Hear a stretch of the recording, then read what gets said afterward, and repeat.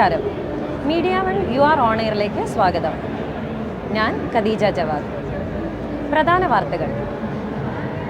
ഷാർജയിൽ ഗൾഫ് മാധ്യമം കമോൺ കേരള പുരോഗമിക്കുന്നു.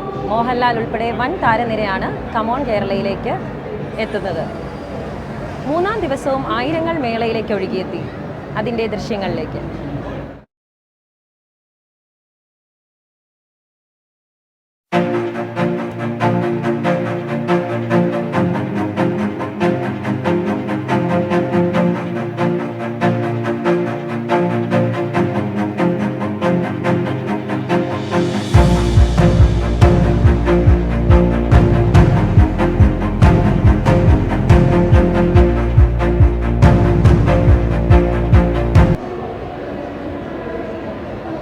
മിഡിൽ ഈസ്റ്റിലെ ഏറ്റവും വലിയ ഇന്ത്യൻ വാണിജ്യ സാംസ്കാരിക വിനോദമേളയാണ് ഗൾഫ് മാധ്യമം ഒരുക്കുന്ന കമോൺ കേരള.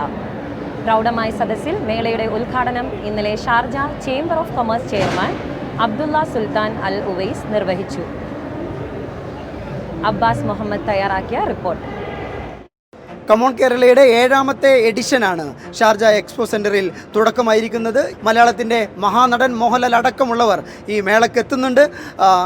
കഴിഞ്ഞ വർഷം ഏകദേശം 2.5 ലക്ഷത്തിലേറെ ആളുകൾ പങ്കെടുത്ത മേളയ്ക്ക് ശേഷമാണ് കൂടുതൽ മിഴിവോടുകൂടി കമോൺ കേരളയുടെ 7ാമത്തെ എഡിഷന് തുടക്കമാകുന്നത്.